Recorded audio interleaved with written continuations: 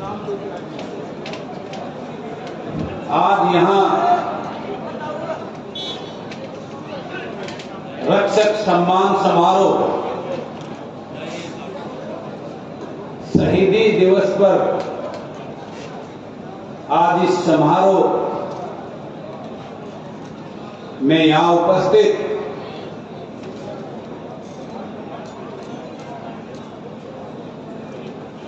मेरे भगवान, मेरे आदर्श, मेरे पिताश्री डिप्टी कमांडेंट श्री दिनेश सिंह कुंडू जी और आज के इस कार्यक्रम में मुख्य अतिथि के रूप में हमें आशीर्वाद देने के लिए यहाँ पहुंचे कर्नल कृष्ण मलिक जी और उनके साथ आई मिसेज मलिक, और आज इस कार्यक्रम के वरिष्ठ अतिथि कर्नल अलावत जी और मेरे गांव से मेरे बड़े भाई कर्नल रामफल रोध जी, और यहाँ इस कार्यक्रम की शोभा बढ़ाने आए कलानौर से मेरे बहुत ही अजीज मेरे भाई राजू फौजी जी, जो बहुत ही अच्छी समाज सेवा कलानौर के अंदर कर रहे हैं, और आज के इस कार्यक्रम के बहुत ही सुंदर रूप से संचालन किया कैप्टन जगबीर मलिक जी। नाम बहुत लंबे सबके लूंगा, बाकी तो कैप्टन राजवीर जी, तकदीर साहब, हमारे आदरणीय कैप्टन अलावत जी, सूबेदार कपूर जी, और यहाँ विशेष रूप से इस कार्यक्रम को मैं तो चंडीगढ़ था, यहाँ देखकर इस पूरी व्यवस्था में जिन्होंने संभाला मेरे बड़े भाई पूर्व चेयरमैन समुंदर नैन जी, और यहाँ पूरी टीम मेरे जनसेवक मंच की, जिन्होंने इस सुंदर कार्यक्रम को पूरी व्यवस्था से इसकी व्यवस्था की, और मंच पर डॉक्टर ओमवीर जी, कैप्टन साहब, बहुत नाम लंबे हैं, सब का लूंगा तो बहुत लंबा हो जाएगा, तो मैं सभी मंच पर विराजमान सभी आदरणीय को और इस कार्यक्रम में आज यहां पधारे परम श्रद्धेय, परम पूजनीय सभी वीर नारी और शहीद के परिवार के से आए मेरे पिता तुल्य, जिनके होनहार सपूतों ने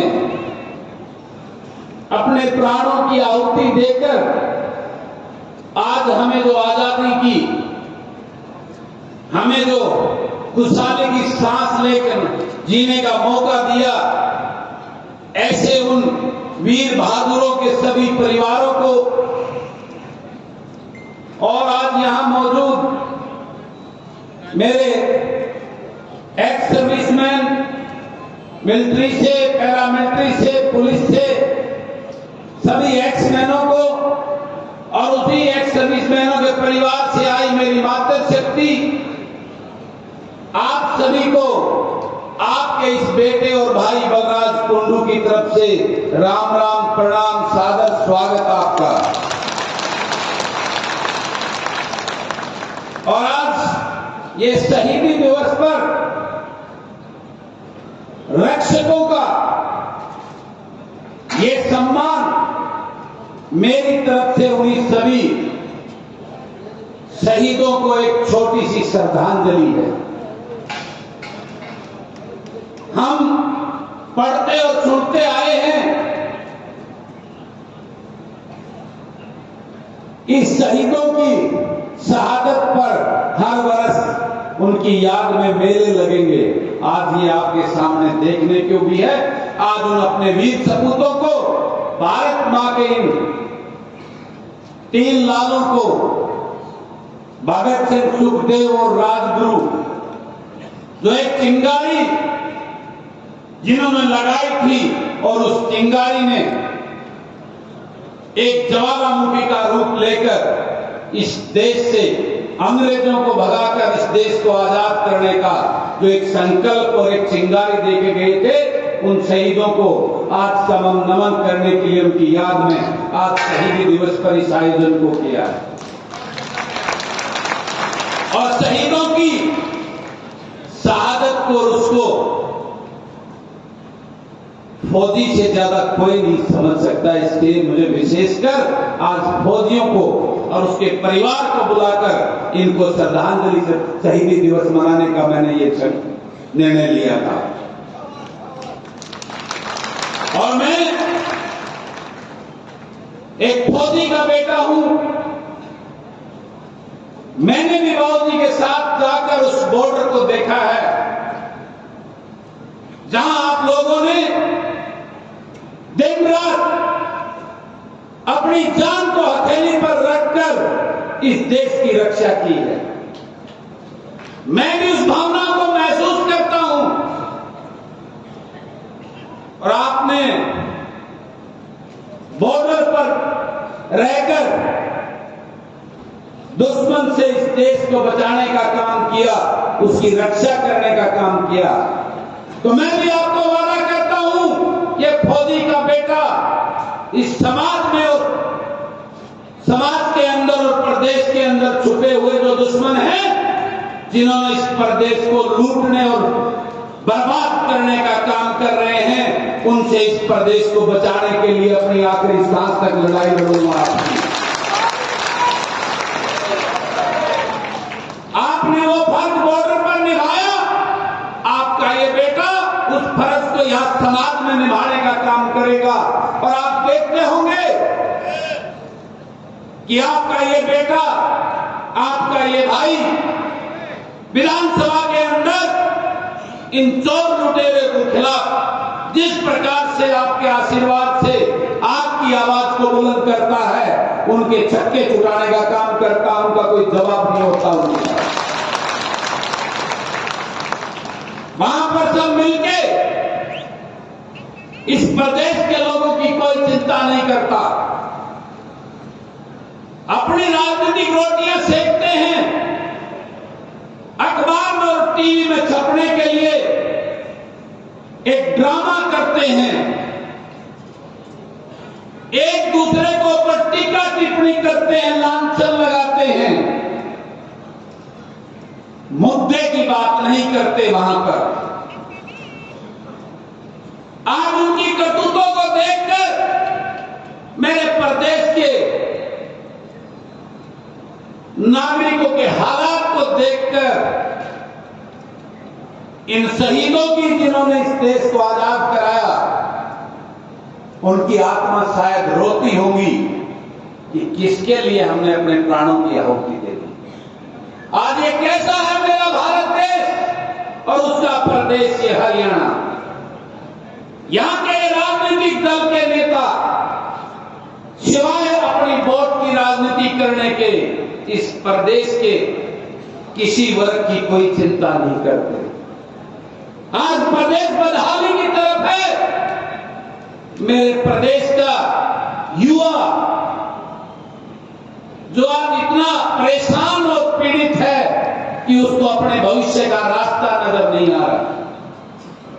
आज वो नशे की तरफ जा रहा है, अपराध की तरफ जा रहा है, क्योंकि प्रकृति का नियम है, जब आसानी से कुछ नहीं मिलता तो छीनना और लूटा जाता है। आज उसी दिशा में मेरे प्रदेश का युवा जा रहा है। इस बात की पीड़ा है आपके इस बेटे को। आज ये प्रदेश के नेता आज प्रदेश का हाल जर्जर बन चुका है।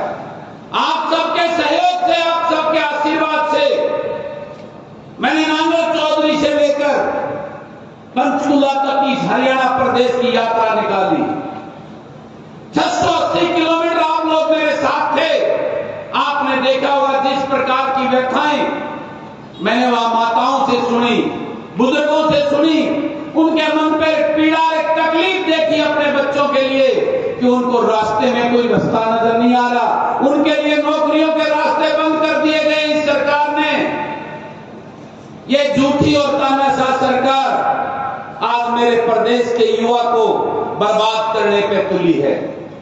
उसकी हर नीतियां सिवाय इस प्रदेश को लूटने के अलावा और इस प्रदेश को बर्बाद करने के अलावा एक भी ऐसी नहीं है, सिवाय झूठ बोलने के, सपने दिखाने के, झूठी बातें सदन के अंदर सरेआम झूठ बोला जाता है।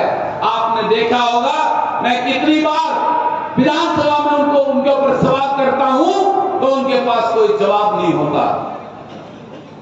आपने कल भी देखा होगा मुख्यमंत्री सरेआम झूठ बोल रहा है, उप मुख्यमंत्री सरेआम झूठ बोल रहा है कि हमने सभी नुकसान हुई फसलों का मुआवजा दे दिया। जब मैंने खड़ा होकर पूछा कि बताइए जल भराव में हजारों एकड़ जो पिछले हाउस में आपने वादा किया था 7,000 रुपए प्रति एकड़ किसान को दोगे, मेरे महम के एक भी किसान को 1 रुपया मिला हो तो मुझे बताइए आप। उनके पास कोई जवाब नहीं था। मैंने पूछा किसान की आय डबल कैसे होगी, आप क्यों झूठ बोलते हो? आपने देखा होगा कि ट्यूबवेल के नाम पर जब चर्चा हुई तो मुख्यमंत्री खड़े होकर कहते हैं ट्यूबवेल नहीं दिए जा सकते इतने, अगर सबको ट्यूबवेल देना चाहते हो तो बिल में मैं हाउस में एक बिल लेके आता हूं ट्यूबवेलों की सब्सिडी खत्म करने का। वारे मेरे प्रदेश के मुखिया, इस किसान से इतनी नफरत क्यों है? उसके हर चीज को काटना चाहते हो आप। जब मैंने खड़ा होकर जवाब मांगा तो उनके पास कोई जवाब नहीं था। इस प्रदेश का उप मुख्यमंत्री जो बड़ी बड़ी बातें कहकर इस प्रदेश से ये लोगों को बहलाकर उनकी वोट लूट कर गया और फिर वहां जाकर लूट का गठबंधन बनाकर उनकी गोदी में बैठ गया। आज मेरे प्रदेश का जो किसान है वो बदहाल है, उसको कोई रास्ता नहीं है। क्या सोचते होंगे मेरे ये शहीद, ये राजगुरु सुखदेव और भगत सिंह कि ये क्या कर रहे हैं ये नेता? वो मेरे शहीद, मेरे फौजी जिन्होंने इस देश को बचाने के लिए अपनी जान दी, वो क्या सोचते होंगे ये प्रदेश कैसा किस तरफ जा रहा है? उस फौजी के परिवार के, उनके बच्चों का भविष्य अंधकार में है और ये राजनेता अपनी राजनीति रोटियां सेकते हैं, उनकी कोई चिंता करने वाला नहीं है। ये विडंबना है, लेकिन मैं वादा करता हूं कि आपका ये बेटा, आपने मुझे आशीर्वाद देकर इस महम हल्के के फौजी परिवारों ने, मुझे पता है एक एक परिवार ने जिस प्रकार से गांव में अपनी मेहनत करके आप सबने मुझे जिताया आशीर्वाद देके, मैं कभी आपकी आशाओं पे पानी नहीं फिरने दूंगा, आपके विश्वास पर 100% खड़ा उतरता रहूंगा।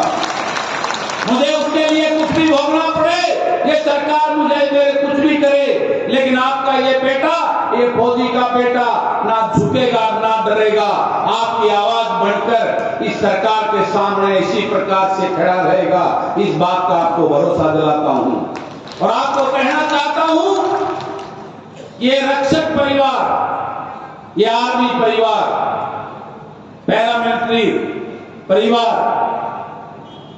ये जब तक मेरे साथ है, मेरी मातृशक्ति मेरे साथ है, मैं हर किसी से टकराने का हौसला और ताकत रखता हूं।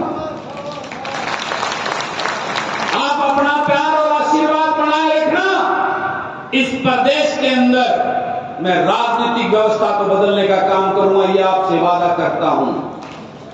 इस प्रदेश के अंदर लूट और झूठ की जो राजनीति चल रही है, राजघरानों की लूट की जो राजनीति चल रही है, उसको एक दिन बदल के रख दूंगा। इस बात का आपको भरोसा दिलाता है ये आपका बेटा।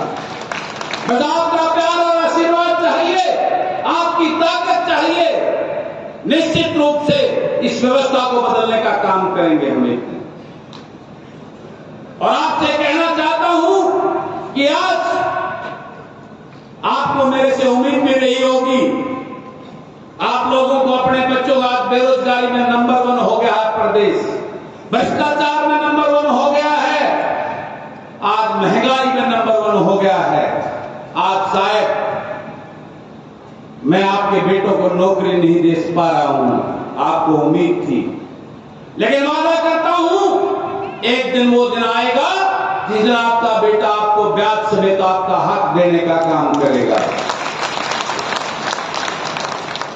आएगा एक दिन निश्चित रूप से, क्योंकि मैं सच्चाई ईमानदारी से और जन सेवा की भावना से राजनीति में हूं और आपका सेवक बनकर इन लुटेरों के साथ में टकरा रहा हूं। और एक दिन इस प्रदेश के गरीब किसान फौजी के बेटे जो युवा पढ़े लिखे होंगे उनको इस प्रदेश की राजनीति में हिस्सा कराकर इस प्रदेश में व्यवस्था परिवर्तन कराने का काम करेंगे। ये आपको विश्वास दिलाता है आपका बेटा और आपका ये भाई। और आपने आज इस प्रकार से, मैं तो रात को पहुंचा था, एक हफ्ते से चंडीगढ़ में सेशन चल रहा था, आप लोगों ने एक छोटे से बुलावे पर इतनी बड़ी संख्या में यहां आकर जो आज इस कार्यक्रम की शोभा बढ़ाई है, हमारे शहीदों को और हमारे उन राष्ट्रभक्तों को एक गौरव सम्मान देने का काम किया है, उसके लिए मैं आप सबको कोटि कोटि प्रणाम करता हूं, आपका अभिनंदन और सम्मान करता हूं। और मैं आप सबसे कहना चाहता हूं, आप सबने इसी प्रकार से अपनी सीटों पे बैठे रहना है, क्योंकि एक एक को बुला के अगर सम्मान करूंगा तो सांस टाइम नहीं होगा। तो आपका सम्मान मेरी तरफ से एक छोटी सी जो भेंट आप सबके लिए है, वो आपकी सीट पे आपको सबको ये बांटेगी टीम चारों तरफ खड़ी है। तो आपने अपने इस बेटे की, अपने इस भाई की उस छोटी सी भेंट को आपके सम्मान के लिए मैं जो दे रहा हूं उसको स्वीकार करें। उसमें कोई गलती या कमी नहीं हो तो मुझे माफ भी करें, लेकिन ये मेरी तरफ से आप सबके लिए दिल और आत्मा से आपके सम्मान में एक छोटी सी भेंट है। तो आप सबने बैठे बैठे अपनी जगह पे उस चीज को लेना है। 5 मिनट रुक जाओ भाई, 5 मिनट रुक जाओ, 5 मिनट उसको लेना है, उसको स्वीकार करना है। वो जैसे भी है मेरी दिल से दी हुई आपके सम्मान में एक छोटी सी भेंट है। और आप सब आए, आप सबका मैं पुनः दिल की गहराइयों से आभार व्यक्त करता हूं।